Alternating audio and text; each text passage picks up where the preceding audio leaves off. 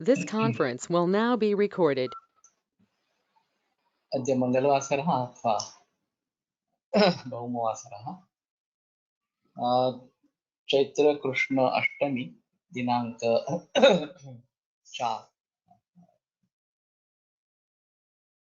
4 April 4 मे 2021 चरक निदान स्थान अध्याय 1 संप्राप्ति शङ्खं चक्रं जलौकान् ददतमृतघटं चारुदोर्भिश्चतुर्भिः सूक्ष्मस्वच्छातिहृद्यांशुकपरिविलसन् मौलिनेत्रं कालाम्भोदोज्ज्वलाङ्गं कटितटविलसच्चारुपीताम्बराढ्यं वन्दे धन्वन्तरिं तं निखिलगदवनप्रौढदावाग्निलीनं प्रौढदावाग्निलीलम् ब्रह्मणो हि समारब्धाम् आत्रेयाद्येषु पूजिताम् अस्मदाचार्यपर्यन्तां वन्दे गुरुपरम्पराम् आयुर्वेदरतं वन्दे माधवाख्यं महागुरुम् आयुर्वेदामृतं सर्वं शिष्येभ्यो यः प्रदत्तवान् द्रष्टाज्ञानी दुष्टकर्मा कृतकर्मा तथैव च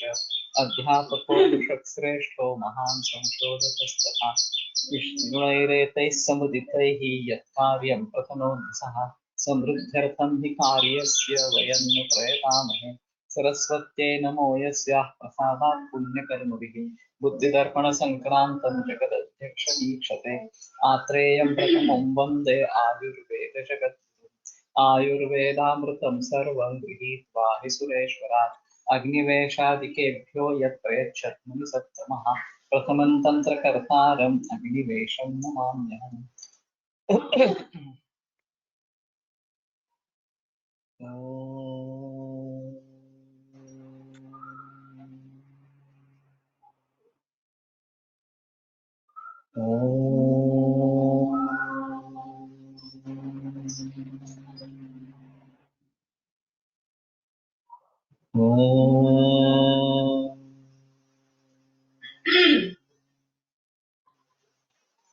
ओम शांति शांति शांति।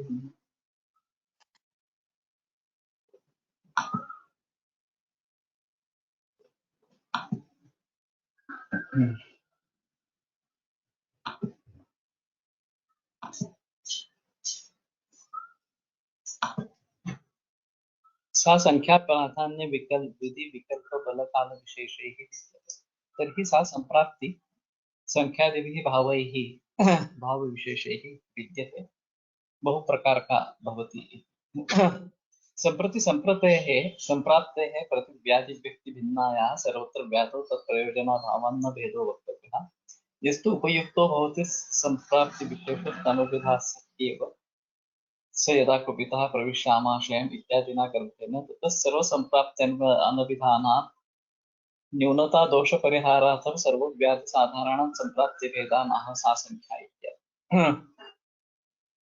प्रतिव्याधि व्यक्ति भिन्नायाः संप्राप्ते तो जो संप्राप्ति प्रत्येक हर व्याधि के अलग हिसाब से अलग अलग किस प्रकार की है सर्वत्र व्याधौ तत्प्रयोजना भावा सभी रोगों में उसके प्रयोजन न होने के कारण न भेदो वक्तव्य उसका भेद बताना जरूरी है ऐसा नहीं है यस्तु उपयुक्त होती संप्राप्ति विशेषा और जो संप्राप्ति विशेष जहाँ पे उपयुक्त होता है तमभिधास्यत्येव उसको वहां पे लिखते ही है सेदा प्रकृता प्रविश्य मामाशय तो ये जो ज्वर संप्राप्ति में बताया गया है वहां पे लिखते हैं इत्यादि ना ग्रंथ है ना अतः सर्व संप्राप्ति अनभिधाना तो सभी संप्राप्ति नहीं बताने के कारण जो न्यूनता दोष होता है उसके परिहार के लिए सर्वव्याधि साधारण संप्राप्ति वेदाना उसके लिए सर्व रोगों के लिए साधारण इस प्रकार के जो संप्राप्ति के भेद है वो बताते हैं सा संख्या इत्यादि। तो इसका मतलब यह है कि सभी रोगों में इस प्रकार से संप्राप्ति के बारे में पूरा विवरण आया नहीं है हर रोग की संप्राप्ति किस किस प्रकार की है तो जहाँ आवश्यक है ज्वर वगैरह विकारों में या प्रमेय में वहां पे लिखी गई है लेकिन जहाँ लिखी गई नहीं है वहां न्यूनता दोष इस प्रकार का हो जाए कि संप्राप्ति के बारे में लिखा नहीं रोग के ज्ञान के 5 उपाय बताए और उसका संप्राप्ति बताई ही नहीं इस प्रकार से तो वो दोष परिहार करने के लिए सभी रोगों के लिए एक सामान्य संप्राप्ति के बीच एक प्रकार के होते हैं, उसके बारे में जिक्र करते हैं। सा संख्या प्राधान्य विधि विकल्प वगैरह वगैरह से सा संप्राप्ति संख्यादि विद्यते इति संख्यादि भिन्ने व्याधो भिन्ना भवति इत्यर्थः। तो संख्या वगैरह भावों से वो भिन्न इस प्रकार की हो जाती है, अलग अलग इस प्रकार की हो जाती है। संख्यादि भिन्ने व्याधो भिन्ना भवति इत्यर्थः। जो संख्या वगैरह से जिन व्याधियों में भेद किए जाते हैं या प्रकार वर्णित किए जाते हैं, उस प्रकार से ये भिन्न भिन्न होती है। यथोनो भिन्नानां भावानां अभिन्नोत्पत्तिर्भवति किं तर्हि भिन्ना एव भवति। ये सामान्य रूप से सिद्धांत कहा गया है कि जो भिन्न इस प्रकार के भाव है उनको उनकी अभिन्न उत्पत्ति होती नहीं है, किं तर्हि भिन्ना एव भवति। तो भिन्न तरीके से ही उत्पत्ति होती है। ये मेरे ख्याल में काफी महत्वपूर्ण वाक्य रहेगा, उसको बहुत तरीके से देखना पड़ेगा इस प्रकार से। ये मुझे इसलिए याद आया कि मैंने एक आर्टिकल लिखा था JAI में, journal of Ayurveda and integrative medicine में, और अंडरस्टैंडिंग आयुर्वेद ये उसका शीर्षक था। और उसमें मैंने बताने की कोशिश की थी कि मूल ग्रंथों को सरलता से पढ़ते रहना, ये एक आयुर्वेद समझने का तरीका है। और उसमें भी हम टुकड़े टुकड़े पढ़ते रहते हैं, निदान स्थान सूत्र स्थान पढ़ लिया, निदान स्थान पढ़ लिया वगैरह इस प्रकार से, और उसमें भी अध्याय पढ़ लिया, ये प्रकरण पढ़ लिया वगैरह इस प्रकार से। और ये जब बार बार दोहराते हैं पढ़ना तो शायद हमारे समझ में कुछ आना लगता है कि किसी का किस प्रकार का संबंध है किस सूत्र का किसी दूसरे सूत्र से, अतीतावेक्षा अनागतावेक्षा तंत्र वगैरह वगैरह सब लगा के हमें सोचना है। और फिर भी उससे जो इम्पैक्ट होता है वो पूरा आयुर्वेद समझ में आने लगता है। दूसरी जगह हमारा त्रिस्कंद कोश का अप्रोच है कि अगर एक किसी बात को आप समझना चाहते हो, अग्नि समझना चाहते हो, तो अग्नि के क्या क्या भेद है, उनके लक्षण क्या है, उनके कारण क्या है। तो मंदाग्नि के बारे में सोचेंगे तो शारीरिक में उसका लक्षण आया है, पहले अध्याय में कफा दोष से मंदाग्नि होता है, ये वर्णन आया है। फिर आगे ग्रहणी उदर इस प्रकार के रोगों में मंदाग्नि कैसे कारण होता है, इसके बारे में आए हैं। फिर उनकी चिकित्सा में मंदाग्नि को ट्रीट कैसे करें, इसके बारे में बहस आती है। तो एक मंदाग्नि को जानने के लिए हमें पूरा ग्रंथ देखना पड़ता है, और फिर उसके बारे में हमें जानकारी होती है। और खास करके ग्रहणी अध्याय में अतिस्नेहातु मंदग्नो अतिरौक्षातु मंदग्नो उदावत्तातु मंदग्नो, ये बहुत सारे कारण और उसके जरिए मंदाग्नि अगर होता है तो उसको कैसे ट्रीट करना है, इसके बारे में बहस होती है। तो इन सभी बातों को ध्यान में रखते हुए हमें अगर एक एंटिटी के बारे में पता लगाना है, चाहे मंदाग्नि हो, चाहे प्रकृति हो, चाहे कोई रोग हो, कुछ भी हो इस प्रकार का, तो हमें त्रिस्कंद कोश की सहायता लेनी पड़ती है। ये फोकस्ड अप्रोच है कि किसी एक विषय को समझने के लिए हम त्रिस्कंद कोश की या प्रातिपदिक कोश की फिलहाल सहायता ले सकते हैं। लेकिन उसके आगे जाकर ये भी टुकड़ा टुकड़ा है, बहुत सारे भावों को इस प्रकार से समझ लेंगे तो आयुर्वेद क्या है इसके बारे में समझेंगे। वैसे आयुर्वेद मूल रूप में क्या है ये समझना, वैसे ही समझना बिल्कुल मुश्किल इस प्रकार की बात। तो नहीं ज्ञानावयवेन कृष्ण ज्ञान उत्पत्ति, ये चरक का ही क्वेश्चन है। ये एक छोटा सा हिस्सा ज्ञान का अगर ले लेंगे तो उसके जरिए हमें पूरे के बारे में जानकारी नहीं हो सकती। तो कुछ भी अंश छूट जाए तो हमें उसकी जो इन टोटो इस प्रकार की जानकारी चाहिए वो नहीं होती है। लेकिन तरीका जो है वो टुकड़े टुकड़े को समझने का इसी प्रकार का है। टुकड़े टुकड़े को समझकर उसको एक संग रूप बनाना, और ये आयुर्वेद है इस प्रकार से समझना। चाहे वो ग्रंथों का अप्रोच हो, ग्रंथ पढ़ते पढ़ते इस प्रकार के समझना, या त्रिस्कंद कोश का अप्रोच हो, तो बेहतर अप्रोच ग्रंथों का ही है। हाँ, लेकिन फिर भी कहाँ पे क्या बताया गया है, किस फोकस चीज के बारे में, ये काफी ढूंढना पड़ता है। अभी कंप्यूटर के जरिए ये आसान हो गया। नहीं तो आपको अगर मूल ग्रंथ कंठस्थ भी हो तो भी एक समय में सभी रेफरेंसेस को याद रखना, सामने लाना, ये काफी मुश्किल इस प्रकार का होता है। तो अभी कंप्यूटर के जरिए ये काम थोड़ा सा आसान हो गया, और निस्कंद कोश या प्रातिपदिक कोश उसका एक अच्छा उदाहरण इस प्रकार का। लेकिन फिर भी ये अप्रोच है, इसकी कुछ अपनी कमी है कि ऐसे बहुत सारे भाव है जो हमें निस्कंद कोश से प्राप्त होने वाले हैं, और मूल ग्रंथ को पढ़ते रहेंगे तो वो ज्यादा बेहतर ऑप्शन है आयुर्वेद समझने के लिए। तो मैंने उसमें जिक्र किया था कि अगर इन दोनों का मिलाप हो जाए कि मूल ग्रंथ भी पढ़ते रहे और जहां आवश्यक हो वहां स्कंद कोश या प्रातिपदिक कोश की सहायता लेते रहेंगे तो हमें आयुर्वेद भली भांति ध्यान में आएगा, और भली भांति हम उसको समझ सकेंगे। तो न भिन्नानां भावानां अभिन्नोत्पत्तिर्भवति किंतर्हि भिन्नाय भवति। जो भिन्न इस प्रकार के भाव हैं उनकी अभिन्न उत्पत्ति नहीं होती है, एक संग उत्पत्ति नहीं होती है। तो शुरू से ये डिसाइडेड होता है कि ये वातज्वर होने वाला है, पित्तज्वर होने वाला है, सांधिपातिक ज्वर होने वाला है वगैरह। ये अलग अलग ही रहते हैं और अलग अलग ही निर्माण होते हैं।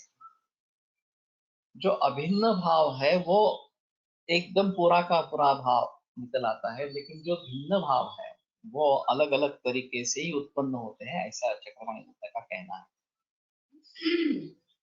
अभी शुक्र या आर्तव में सभी भाव मौजूद है, शरीर निर्माण करने वाले सभी भाव मौजूद है इस प्रकार से।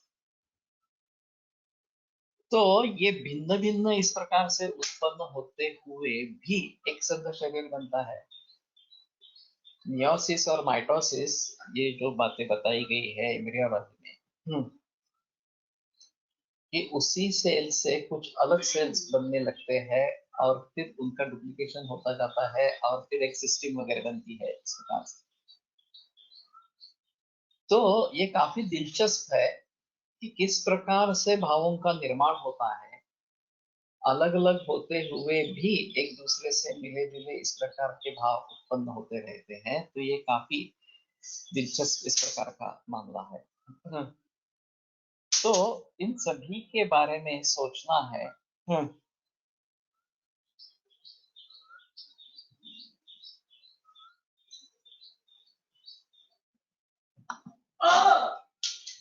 सर्व व्याधींची सामान्य संप्राप्त सांगितले आहे ते कसे, जो समान है उसके बारे में बताते हैं, जो असमान है, ज्वर की अलग है, उदर की संप्राप्ति अलग है, गृहिणी की संप्राप्ति अलग है, वो खास करके उस व्याधि में आएगी।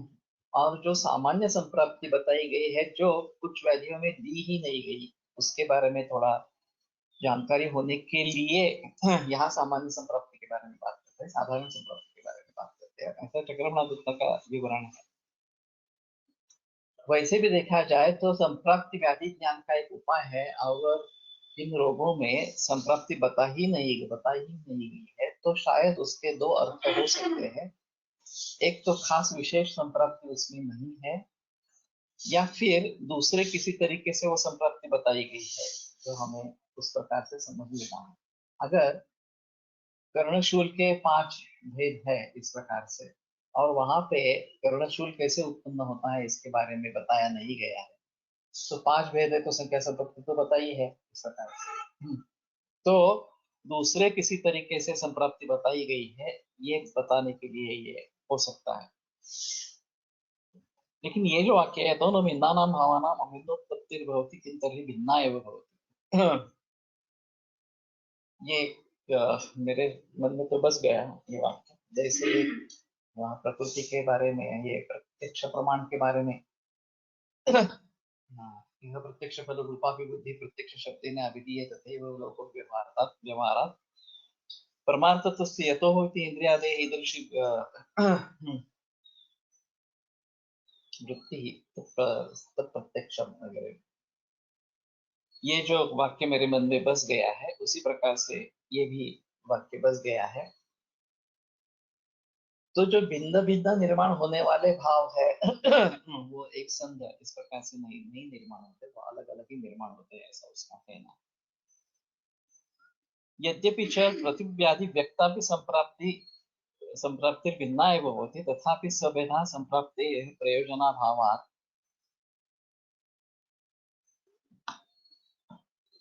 न उच्यते।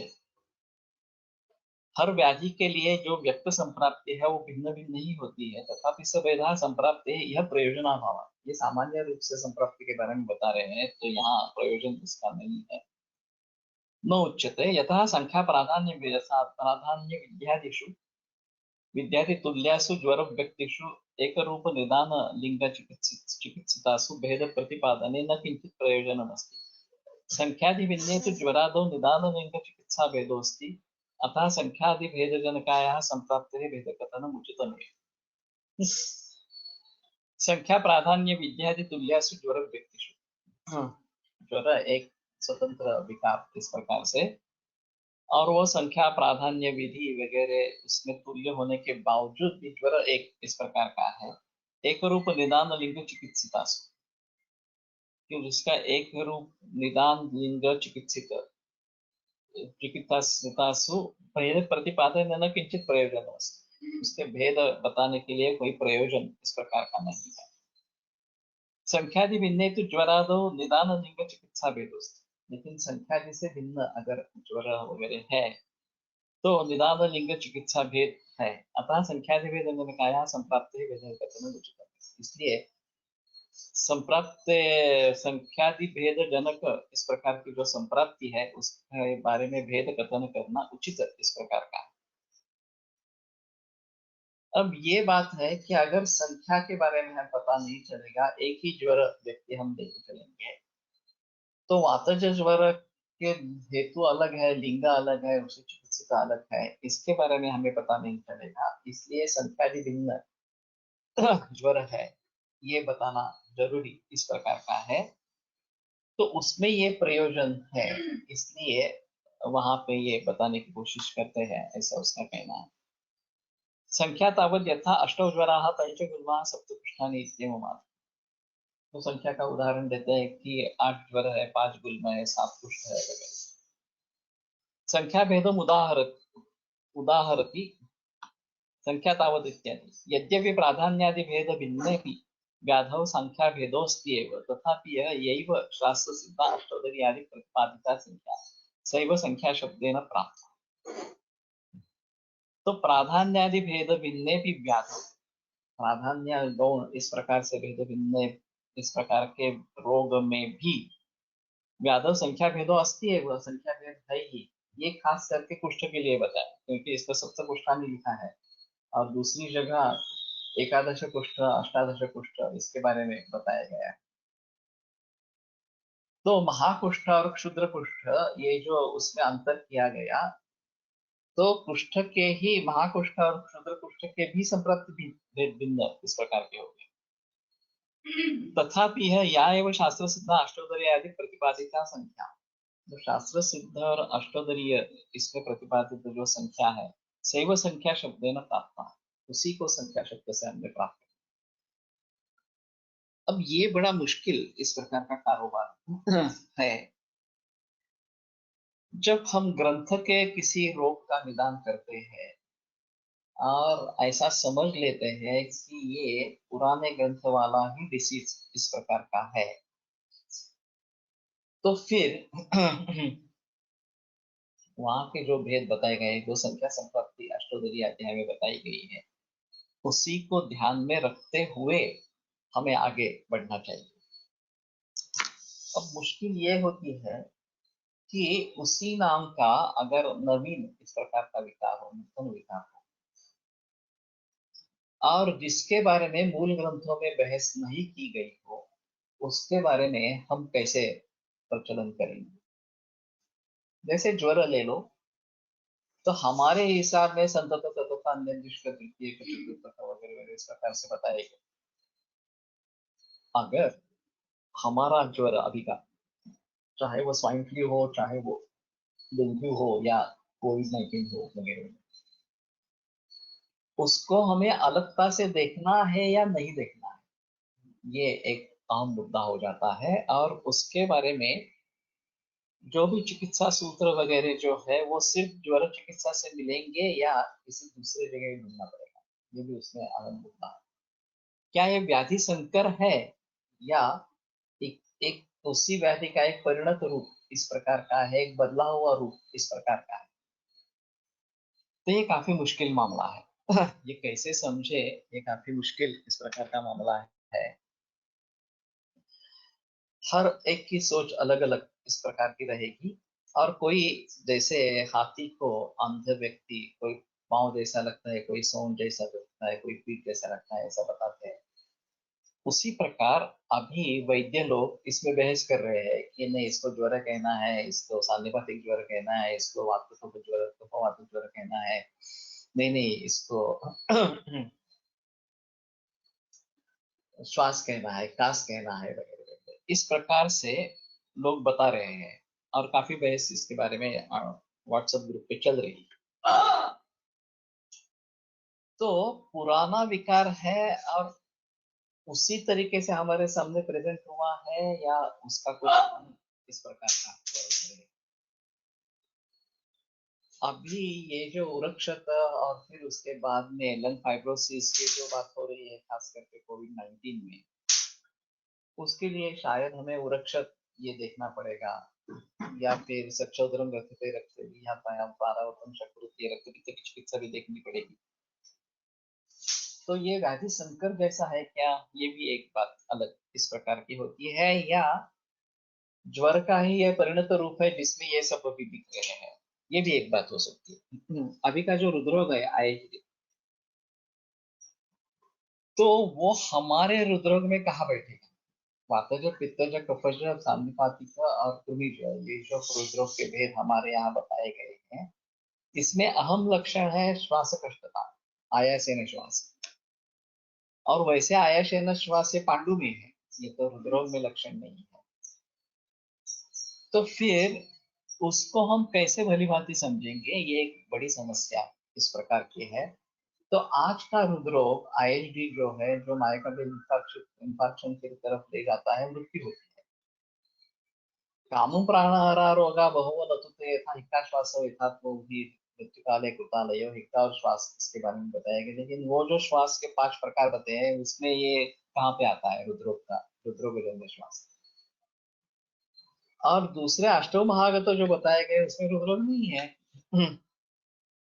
वातव्याधि कुष्ठ मेहोदर भगंधराः अर्शांश गणित चेष्टो महारोगा सुदुस्तराः, इस प्रकार के बताए गए हैं। तो उसमें रुद्रोग का निर्देश ही नहीं है। और रुद्रोग नंबर 1 किलर डिसीज है पूरे देश विश्व भर में। कैंसर अभी पहला हो जाएगा, लेकिन अभी तक भी रुद्रोग नंबर 1 किलर डिसीज इस प्रकार का है। तो आईएचडी वाले रुद्रोग को हम हमारे रुद्रोग में गिने या किसी दूसरे विकार में गिने, उदावर्त में गिने, इस प्रकार की एक बहस हो सकती है। और उसकी संप्राप्ति क्या है, उसके बारे में कैसे सोचना है, ये अलगता से सोचेंगे। नहीं तो कुछ लोग समझेंगे कि यही तो प्राचीन रुद्रोग का एक एक्सटेंडेड रूप इसको समझो। चाहे वो वातज पित्तज कफज संधिपाती में बैठता है तो बिठाओ, नहीं बैठता है तो एक छठा प्रकार इस प्रकार का हो जाएगा। तो नई संहिता लिखने के लिए ये काफी बहस वाले मुद्दे हैं, सभी उससे सहमत होंगे ही नहीं होंगे, ये अलग चीज इस प्रकार की। तो अलग रूप से उसको विकार मानना, या पहले जो विकार वर्णित है उन्हीं में से उसको एक कहना, ये एक इस प्रकार की बात हो जाती है। तो यहाँ अष्टोदरीय में जो रोग, हर रोग के प्रकारों की संख्या दी है, वही प्रमाणभूत मानकर चलना है, ऐसा उन्होंने बताया है कि शास्त्र सिद्धा अष्टोदर्य आदि प्रतिपादिका संख्या सैव संख्या शब्देन प्राप्त। ज्वर हे लक्षण म्हणून आहे, एक उपद्रव स्वरूपात आहे का व्याधी रूप आहे, याचा विचार इथे करावा लागेल। वो तो करना ही पड़ता है, मैं पहले से ही बता रहा हूँ। कि हमारे हिसाब में ज्वर ये व्याधि है और एक काश श्वास उसके उपद्रव है, या काश श्वास व्याधि है और ज्वर उसका उपद्रव है और ज्वर का लक्षण है, इस प्रकार से तो किसको महत्व देना है। और फिर अवस्थाएं बदल जाती है, तो अवस्था बदल जाने पर क्या हम उपद्रव की पहली चिकित्सा करनी है, ऐसा पूर्णम बलवंतम उपद्रव पूर्णम चिकित्सा, क्योंकि उससे मृत्यु हो रही है लन फाइब्रोसिस के जरिए। तो इन सभी बातों को ध्यान में रखना पड़ेगा, और अभी के विकारों के बारे में हम किस तरीके से सोचेंगे, ये एक अहम मुद्दा इस प्रकार का है। पुराने वाले रोगों में उसको बिठा सकेंगे क्या, नहीं बिठा सकेंगे, उसी में उसका समावेश कर सकेंगे या नहीं कर सकेंगे, ये काफी बहस का मुद्दा इस प्रकार का हो सकता है। और अगर नहीं है तो फिर उसको एक नया प्रकार उसी रोग का माने, आईआईडी जैसे विकार को, या इस प्रकार के कोविड-19 जैसे विकार को, या फिर दूसरा एक नया ही विकार, एक नया ही रोग, इस तरीके से उसको समझने की कोशिश करें। वो बेहतर ऑप्शन है कि एक नया रोग इस तरीके से उसको समझने की कोशिश करें। तो क्योंकि उसकी पूरी मेकिंग, संप्राप्ति वगैरह वगैरह सब भिन्न भिन्न है। अभी मैंने कल एक व्हाट्सएप पे मैसेज देखा है कि ये कोविड-19 ये बहुत प्लान्ड साजिश है, इस प्रकार से 2015 से लेकर, और काफी एविडेंसेस दिए हैं। मैं बीएसवीसी ग्रुप पे शेयर करूंगा, पढ़ो सभी लोग। तो केवल वैक्सीनेशंस का सेल करने के लिए ये लाया गया है, ऐसा अपरेंटली दिखता है। और बहुत जबरदस्त प्लानिंग की है कि कैसे कैसे ये होगा, और किन किन लोगों ने किस किस प्रकार के बयान दिए हैं, ये आगे होने वाला है, पैंडेमिक होने वाला है, और वैक्सीन ही उसका इलाज है वगैरह वगैरह। और इसके लिए भय निर्माण करना ये बहुत जरूरी है, ताकि इसलिए वो सिम्टम्स न होते हुए भी कोविड-19 पॉजिटिव और उसकी संख्या बढ़ाते ही रहना, कमी करना ही नहीं वगैरह। ये बहुत प्लानिंग करके इस पैंडेमिक को निर्माण किया गया है। तो मैं तो चौंक गया, वो सब एविडेंसेस जो उन्होंने दिए हैं वो देख के। ये निश्चित रूप से लगता है कि बहुत बड़ी साजिश है पूरे विश्व भर के लिए। तो इस प्रकार का भय निर्माण करना ये आवश्यक होता है, क्योंकि तब तक वैक्सीन दिखेगा नहीं, उतना भय निर्माण नहीं होगा। और 80% लोग वैसे ही ठीक हो रहे हैं, तो वैक्सीन की आवश्यकता क्यों है ये भी कोई बताता नहीं है। सभी बताते रहते हैं नहीं नहीं वैक्सीन लेना जरूरी है, नहीं तो अभी थर्ड वेव आएगी। तो डर निर्माण करते रहना बहुत आवश्यक। और ये 2025 तक का प्लानिंग है, ये जब सब खत्म करेंगे वो 2025 में खत्म होगा, इस प्रकार का प्लानिंग। तो हमें सोच समझ कर इससे बचना है, ये एक अहम मुद्दा इसमें रहेगा। तो मैं वो व्हाट्सएप पे डालूंगा, देखो वो जैसे बहुत सारी जगह घूम रहा होगा। अतएव अष्टौ ज्वरा इति अभिधाय द्विविधं शोणितपित्तमिति क्रमात् प्राप्तं रक्तपित्तं न उदाहरति। ज्वर के बारे में बताया, लेकिन रक्तपित्त के बारे में संख्या से प्राप्ति नहीं है, विधि संप्राप्ति, संख्या से प्राप्ति बताई नहीं। यथा विविधत्व में रक्तपित्त से विधि भेद प्रविशति न संख्या है, तो ये विधि भेद से संप्राप्ति भेद है। द्विविधम शोणित पित्तम इति विधि शब्देनैव उक्तत्वात्। तो विध, ये शब्द विविधम शोणित पित्तम, तो कहीं संख्या संप्राप्ति बताई है, कहीं विधि संप्राप्ति बताई है। उत्तान और गंभीर ये वात रक्त के दो भेद इस प्रकार के बताए गए हैं, तो ये विधि संप्राप्ति के अनुसार इस प्रकार से। तो कहीं संख्या संप्राप्ति बता ही नहीं है। लेकिन वैसे देखा जाए तो ऊर्ध्वग, अधोग और सर्वग, ये तीन प्रकार इस प्रकार के हो जाते हैं रक्त पित्त के बारे में, लेकिन या उभयानुग इस प्रकार से, लेकिन उसका संख्या संप्राप्ति में नहीं लिया है, सिर्फ विधि संप्राप्ति बताई है इस प्रकार से।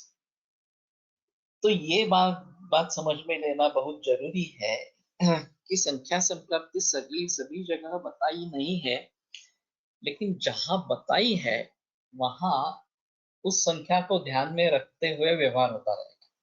अभी पिछले 40-50 वर्षों में उसमें परिवर्तन आ गया। स एव कुपितो दोषः समुत्थान विशेषः स्थानांतरणे च प्राप्य, इसके अनुसार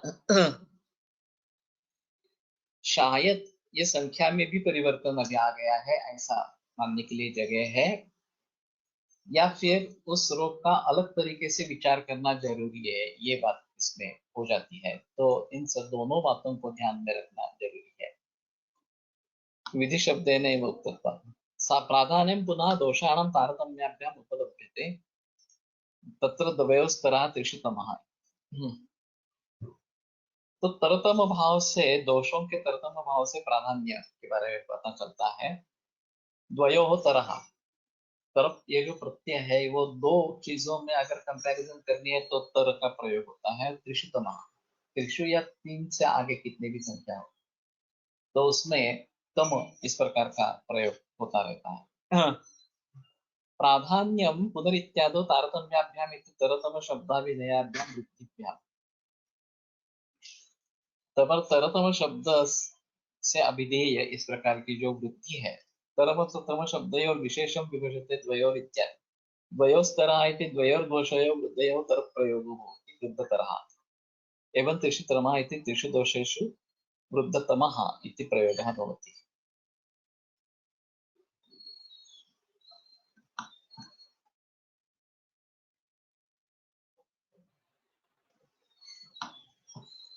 ज्वर मुक्त झाल्यावर विरेचन असं सांगितलं आहे। विरेचन दिल्यास पोस्ट कोविड कॉम्प्लिकेशन्स टाळता येतील असं वाटतं। अगर ये ग्रंथोक्त ज्वर है तो उसके बारे में इस प्रकार के बहस कर सकते हैं। ज्वरादोल्लंघनम प्रोक्तम मध्य लंघन पाचनम ज्वरांते रचनम प्रोक्तम एतद ज्वर चिकित्सकम, ये आगे वाले ग्रंथों में आए, चक्षुषु वाग्भट में नहीं है श्लोक, लेकिन योग रत्नाकर वगैरह इस प्रकार के आगे वाले ग्रंथों में ये श्लोक आया। तो ज्वर के शुरुआत में लंघन, बीच में लंघन पाचन और अंत्य रेचन इस प्रकार का, कि इसका प्रधान दोष पित्त है, तो उस पित्त को अगर बाहर निकाल देंगे, ज्वर व्याधि उभय प्रत्यनिक अगर चिकित्सा करते हैं तो व्याधि के साथ पित्त दोष का भी शमन हो जाएगा, लेकिन पित्त अगर फिर भी शेष है तो उसको निकाल देना चाहिए। इसलिए ज्वरांते रेचनम प्रोक्तम इस प्रकार की बात बताई गई। लेकिन अगर इस प्रकार के आपके कोविड के पेशेंट्स में इतनी आसक्ति है कि विरेचन के बारे में तो सोच भी नहीं सकते, तो ये बात समझ लेनी है कि अवस्था को देखते हुए, अग्नि को देखते हुए, बल को देखते हुए ही अगर बल अच्छा है तो ही विरेचन के बारे में सोच सकते हैं। यहाँ विरेच जो अतिसार होता है एक लक्षण करके, वो शरीर को ठीक करने का प्रयास है या फिर ये शरीर को और बिगाड़ देने का इस प्रकार का है। लक्षण जो है वो अतिसार हो जाता है तो ये हमारे हिसाब में और बिगाड़ देता है क्या, ये थोड़ा देखना चाहिए। अगर अतिसार होने पर हमें अच्छा लगता है, बल वृद्धि होती है, दोष निकल जाते हैं, तो ठीक है, उसको चिकित्सा के रूप में प्रयोग कर सकते हैं। लेकिन अगर उससे आसक्ति आ रही है तो ये रोग का लक्षण और बिगाड़ने वाला लक्षण समझकर उसको रोकना पड़ेगा। तो ये सभी भाव निर्भर रहेंगे कि स्थिति एक्चुअली क्या है और बल वगैरह भाव कैसे है।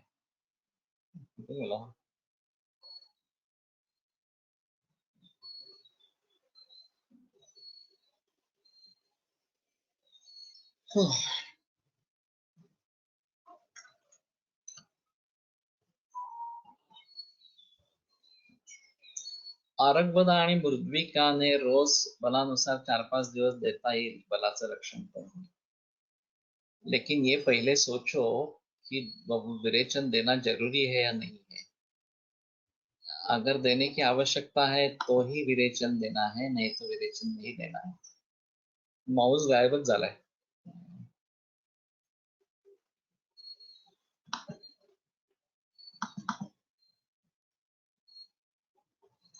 काय रे माऊस शूट करायला काय करू?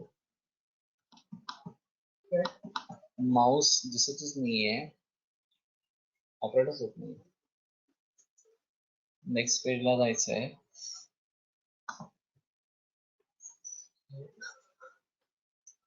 दिसला का तुला कुठे?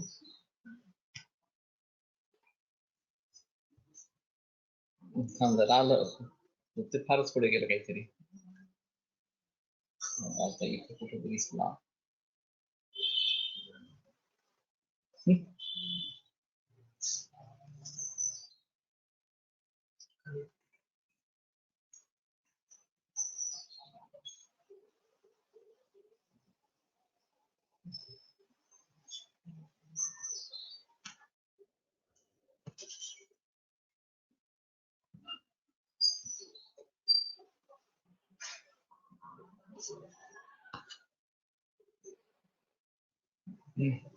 वृद्धेषु सत्सु तम प्रयोगो भवति वृद्धतमा इति.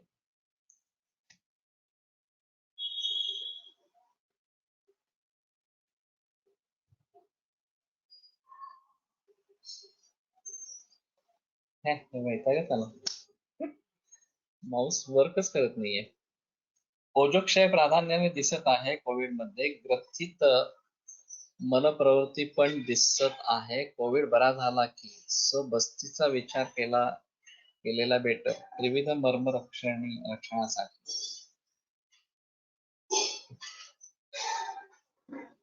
तो अभी मैं सुझाव देता हूं कि लक्षणों को देखकर, शरीर अग्निबल वगैरह सभी देखकर फिर उसके बारे में सोचना है. ब्लैंकेट स्टेटमेंट मत करो. जिस प्रकार की अवस्था हो उस अवस्था को ध्यान में रखते हुए क्या करना है क्या नहीं करना है ये सोचना है. भयंकर तृष्णा है लक्षण है. हाँ है. तो वे हाथी और अंध इसी प्रकार की बात होगी. तो जो स्थिति है उसको ध्यान में रखते हुए करो. यही सबसे अच्छा इस प्रकार का तरीका रहेगा. तो अगर कॉन्स्टिपेशन है, ग्रथितमल है तो शायद विरेचन के बारे में सोच सकते हैं. तृष्णा है तो षडंगोदक के बारे में सोच सकते हैं. तो लक्षण कैसे है उसको ध्यान में रखते हुए ये करना है. तो प्राधान्य बता रहे हैं और दोष के प्राधान्य के बारे में यहाँ पे बात की गई है कि द्वयोस्तरा त्रिशुतमः. दोन दोष बढ़े हैं तो उसमें से एक कौन सा दोष ज्यादा बढ़ा है, दूसरा कम बढ़ा है, या तीन दोष बढ़े हैं तो उसमें से सबसे बड़ा कौन बढ़ा है, इस प्रकार से.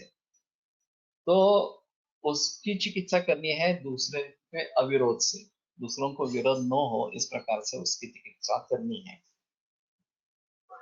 तो संधिपात ज्वर में जैसे वर्धनेनैक दोषस्य क्षपणेन उचितस्य वा कफस्थानानुपूर्व्या वा तुल्य कक्षांगेन मनान, ये जो चिकित्सा सूत्र संधिपात ज्वर के लिए आता है उसको ध्यान में रख के किस दोष की प्राधान्य से चिकित्सा करनी है ये ध्यान में रखना बहुत जरूरी इस प्रकार का रहेगा. और संसर्ग हो सकता है, संधिपात भी हो सकता है. संसर्ग है तो तर का प्रयोग होता है, तर होते हैं. और संधिपात होता है तो वृद्धतम इस प्रकार का प्रयोग होता है. तो उसके आधार पर ये देखना बहुत जरूरी इस प्रकार का रहेगा.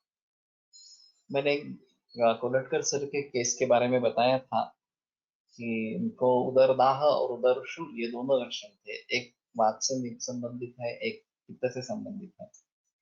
तो शुरू में सर ने प्रवाल पंचामृत का प्रयोग किया तो उससे दोनों में राहत मिली लेकिन उतनी ज्यादा राहत नहीं मिली.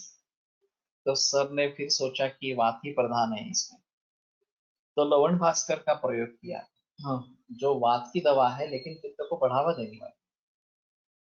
तो आश्चर्य ये रहा कि लवण भास्कर का प्रयोग करने के बाद शूट तो कम हो गया लेकिन दाह भी कम हो गया. तो इसमें ये बात स्पष्ट हुई कि वात ही प्रधान था और पित्त उसमें गौण था.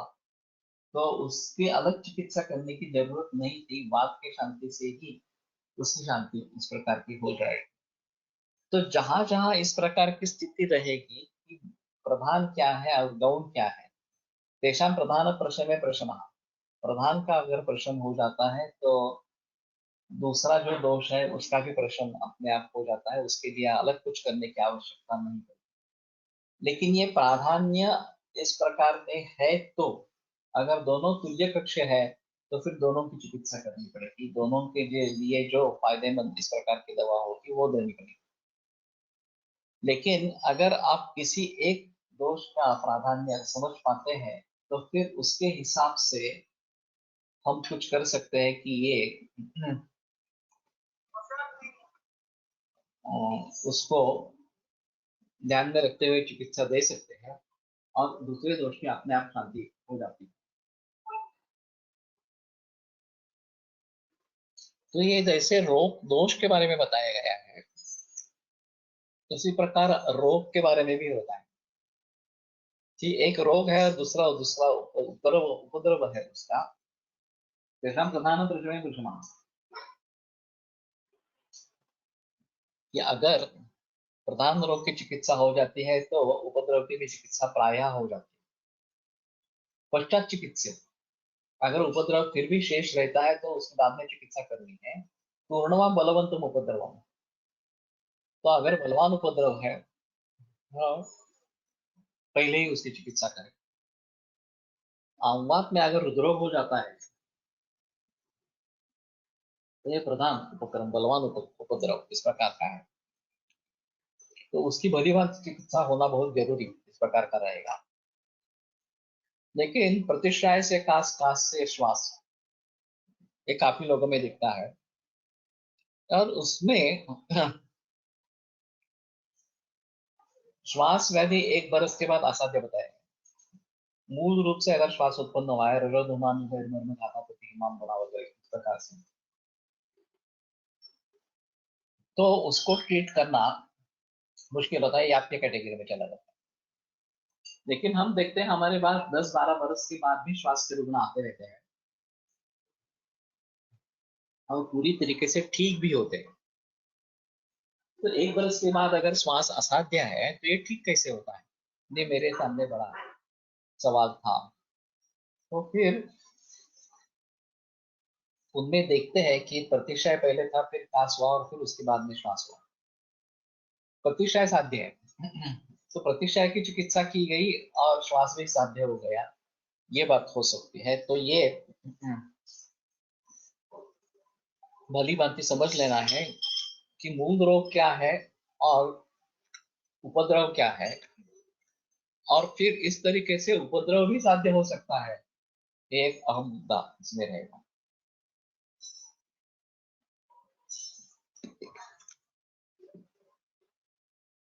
शुरू में कौन सा दोष प्राधान्य है, ये समझने का आधार क्या होगा। लक्षणों के आधार पर और कारणों के आधार, किस दोष के लक्षण ज्यादा प्रबल है और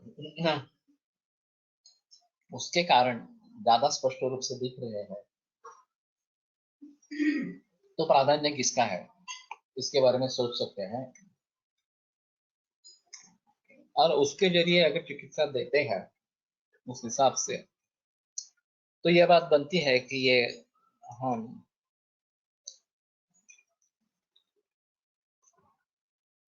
उसकी भली भांति चिकित्सा इस प्रकार से कर सकते हैं और गौण दोष की शांति अपने आप हो जाती है। तो किसको पहले ट्रीट करना है ये एक अहम मुद्दा रहेगा। कोलटकर सर का एक अजीब उदाहरण है कि कर्ण स्राव के लिए पेशेंट आया था और पस निकल रहा था, दुर्गंधी थी, पेन था, पेन थी, और जब परीक्षण किया तो पता चला कि ये गोबर की उष्णता रह गई है और उसका उपद्रव है। तो सर ने सिर्फ रजनी योग और परिपाड़ दिखाया, इतनी दवाई दी, कान में डालने के लिए भी कुछ नहीं दिया, धूपन भी नहीं बताया, कुछ भी नहीं बताया, सिर्फ ये 2 दवाई दी थी और केवल 4 दिन में गर्भस्राव ठीक हो गया। तो अगर हमारा निदान पक्का है कि बस यही है और ये ट्रीट करने से ये अभी का जो उपद्रव है वो ठीक हो जाएगा, अब इसके बारे में ग्रंथों में कहाँ निर्देश है कि इस प्रकार से कर्णस्राव ये उत्पन्न होगा, ये कहाँ पे लिखा है? अगर रोमांटिका ठीक तरह से ठीक नहीं हुई तो लेकिन उदर परीक्षण के आधार पर सबने उसके बारे में निर्णय किया और वो यशस्वी इस प्रकार का रहा। तो इन सभी के बारे में हमें जानकारी होनी चाहिए। यदि रक्तपित्त से हिमरेश होकर पक्षाघात हुआ तो पहले किसकी चिकित्सा करें? उसको रक्तपित्त कहेंगे या नहीं कहेंगे ये एक अलग बात है। अभी कुछ लोग इस प्रकार से मानते हैं कि ब्रेन हिमरेज हुआ और फिर पक्षाघात इस प्रकार का हुआ, और हमें दिखाई भी देता है, एमआरआई स्कैन हो गया उसमें हिमरेज हेमेटोमा है, फिर दिखाई भी देता है। तो ये प्रत्यक्ष का अगला रूप इस प्रकार का है, ये प्रत्यक्ष प्रमाण ही है ऐसा मानकर रक्तपित्त को अलग तरीके से बताओ कि ये तो तीन बताए हैं, ऊर्ध्वगा अधोगा रक्त भयानुगा। इसमें ये ऊर्ध्वगा रक्तपित्त है, लेकिन ये नाक कान वगैरह कहीं से बाहर नहीं आ रहा, सीधा ब्रेन में चला जा रहा है और वहां पे हिमरेज इस प्रकार का हो रहा है। अगर आप मानते हैं इस प्रकार से तो रक्तपित्त की चिकित्सा करें, ये भी हो सकता है। लेकिन हमारे हिसाब में जो लक्षण दिख रहे हैं ज्यादातर इस प्रकार के हिमरेजिक हेमिप्लेजिया, इसमें जो दिखाई देता है वो मूर्छा भी होती है। दूसरे कुछ पक्षवत के मरीज होते हैं जिनमें मूर्छा नहीं होती, ब्लड प्रेशर बढ़ जाता है बहुत इस प्रकार से, और फिर ये पक्षवत का अटैक हो जाता है।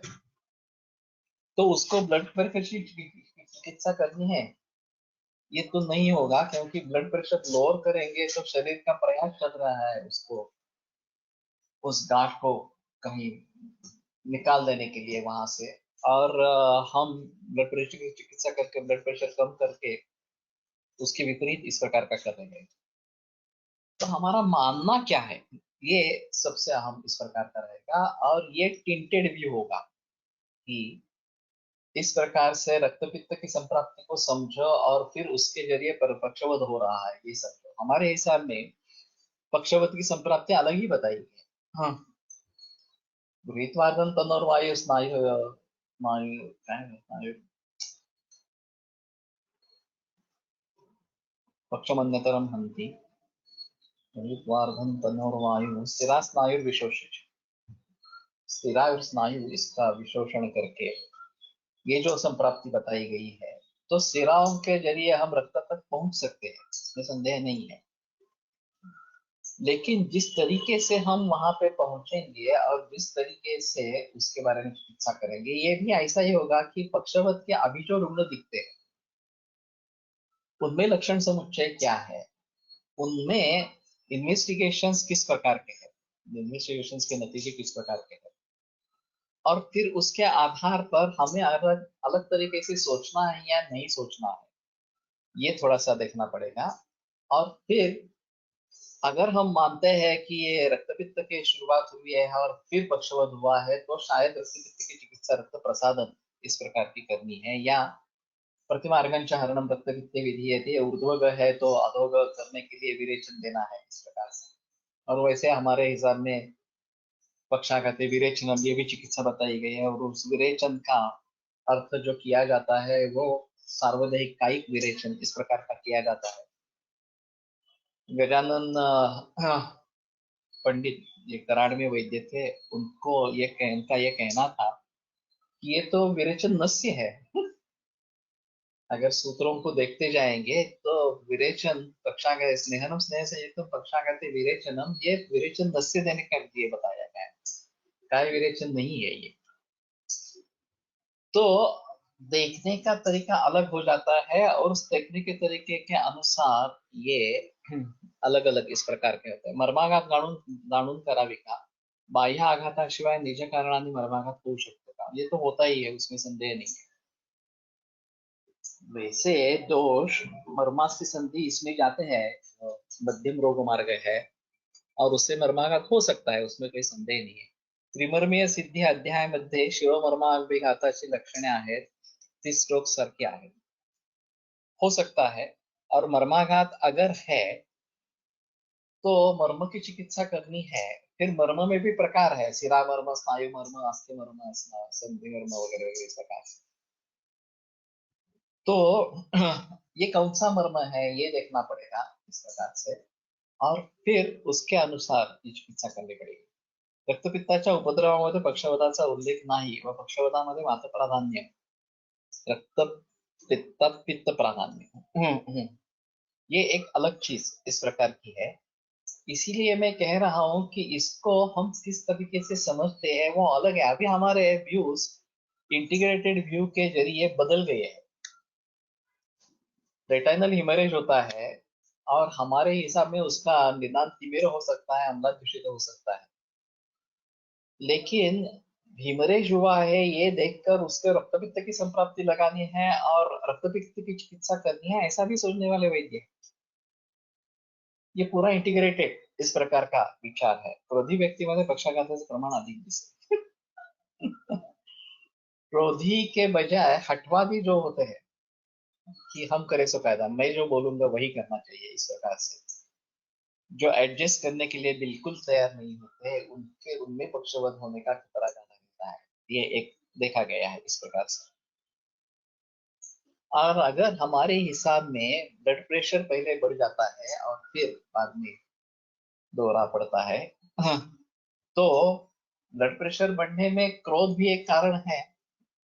और ये अगर चिकित्सा होती है तो पित्त की चिकित्सा करनी है और रक्त प्रसादन करनी है, इस प्रकार की भी बात हो सकती है. तो कहने का तात्पर्य ये है कि हर व्यक्ति में ये अलगता से देखना पड़ेगा. और अभी के जो रोग है जो ग्रंथों में भी वर्णित है और एलोपैथी में भी वर्णित है, एलोपैथी में उसकी संप्राप्ति अलग तरीके से लिखी गई है, और उस संप्राप्ति को ध्यान में रखते हुए हमें अपनी संप्राप्ति को जज करना है क्या नहीं करना है, ये बात देखनी पड़ेगी. और फिर उसके आधार पर हमारी चिकित्सा भी बदलेगी. जिस तरीके से हम उसको देखते हैं उसके आधार पर उसकी चिकित्सा बदलती इस प्रकार के. जैसे कि मैंने ये डेंगू वगैरह के बारे में काफी बहस हुई थी. तो ये संसर्गजन्य विकार है, इसलिए ये जो जनपद ध्वंसनीय का है, संक्रामक रोग के बारे में सोचना है, जनपद ध्वंसनीय के बारे में सोचना है, ये मच्छरों से हो रहा है तो ये कीटक विषय नाशक का कुछ प्रयोग करना है, रक्त का विचार करना है वगैरह वगैरह. काफी बहस उस समय भी हुई थी. अभी कोविड-19 में भी इस प्रकार की काफी बहस हो रही है. वो हर एक वैद्य का कितना अभ्यास है, कितना अनुभव है, इसके आधार पर उसके विचार अलग अलग इस प्रकार के होते रहेंगे. और ये सामान्य वैद्य के लिए कंफ्यूजिंग होगा. ये वैद्य इस प्रकार से कह रहा है, वो वैद्य उस प्रकार से कह रहा है, किसको फॉलो करे इस प्रकार से. In hematoma stage shall we do श्रोथहर भेदन चिकित्सा और हिमोस्टैटिक चिकित्सा. वैसे रक्तपित्त में विशेषता ये है कि रक्तमोक्षण चिकित्सा नहीं बताएगी. ये बड़ा अजीब है. रक्त प्रमाण उत्क्रम्य, रक्त बढ़ जाता है ऐसा बताया गया है. लेकिन उसमें एक अहम मुद्दा है, तस्योष्मणा द्रवो धातु धातो धातो प्रसिद्धते विद्यतस्तेन समृद्धिं भूयस्तदधि. तो धातुओं के अंश उसमें आ जाते हैं और फिर बढ़ता है, और वैसे रक्त और पित्त को निर्माण करने वाले कारणों से भी बढ़ता है. और पित्त बढ़कर उसको रक्त जैसा स्वरूप प्राप्त हो जाता है, इसलिए हमें रक्त वृद्धि हुई है ऐसा लगता है, ये भी बात है. लेकिन इसमें धातुओं के अंश आ सकते हैं और धातुओं को बाहर निकाल देंगे तो आपत्ति आ सकती है. इस हिसाब से रक्तपित्त में प्रतिमार्गंच हरणम रक्तपित्ते विधीयते इस प्रकार का बताया गया है. लेकिन विधि संप्राप्ति को भंग करने का निर्देश है, रक्तमोक्षण के लिए निर्देश ही नहीं है. ये काफी अजीब मामला है कि रक्तपित्त में रक्त बढ़ा हुआ है, बिगड़ा हुआ है, फिर भी रक्तमोक्षण चिकित्सा के स्तर पे आया ही नहीं. केवल विधि संप्राप्ति को भेद करो, दूसरे मार्ग से उसको निकालने की कोशिश करो, इतना ही बताते हैं। तो इसमें सिर्फ दोष निकल आएंगे, धातु जो उसमें स्थित है वो नहीं आएंगे, क्योंकि वो दोष रक्त को छोड़कर कोष्ठ में आएंगे, विरेचन के जरिए बाहर निकल जाएंगे, धातु वहीं पे रहेंगी। तो फिर आगे रक्त प्रसादन करके धातु अपने अपने स्थान में चले जाए, इसके बारे में सोच सकते हैं। तो शोथहर भेदन चिकित्सा, अभी जैसे हिमेटोमा अगर है दिखाई देता है तो क्राइनियोटोमी करके, फिर क्राइनियोटोमी करने की जरूरत नहीं, पंक्चर करके खून निकाल लेते हैं बाहर, ताकि जो उस ब्लड वहां पे संचित हुआ है उसके जरिए ये जो प्रेशर बन रहा है ब्रेन के ऊपर, और फिर उसके जरिए ये हेमिप्लीजिया इस प्रकार का हो गया है, उसको दूर करने की कोशिश करते हैं। तो ये मैकेनिकल तरीका हो गया। वहां जो संचित रक्त है वो निकाल देना, इस प्रकार से मैकेनिकल जो प्रेशर बन रहा है उसको दूर करना।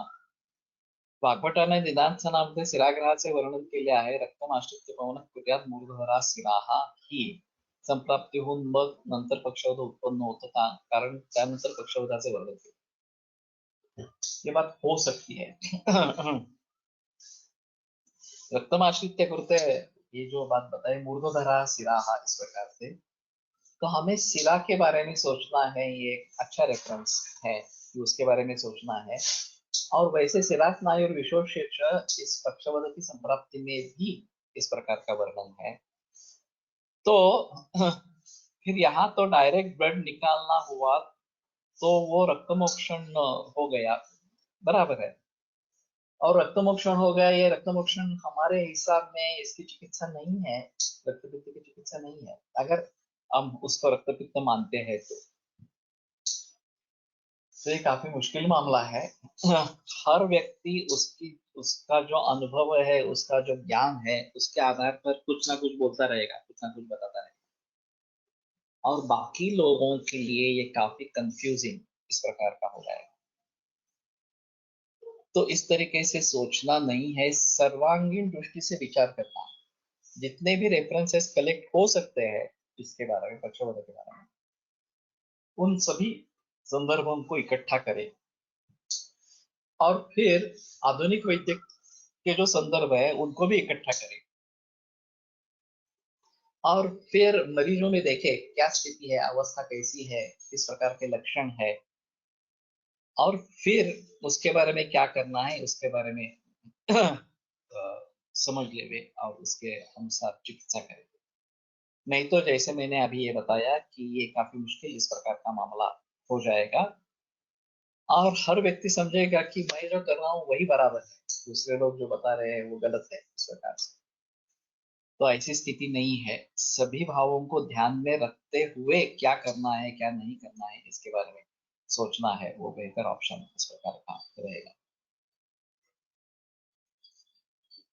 आयुर्वेद प्रकांडो निगदित इह शल्यतंत्र प्रधानः, शिष्येभ्यः शाश्वतोऽयं निखिल जन कृपा व्याप्त चित्ते मयेन, आयुर्वेदस्य वाञ्छन् पुनरपि भुवने ताञ्च सुष्ठु प्रतिष्ठां, श्रेष्ठं धन्वन्तरिन्दं प्रणमति च सदा वैद्यवर्गो हि नूनम्, वैद्यवर्गो हि नूनम्।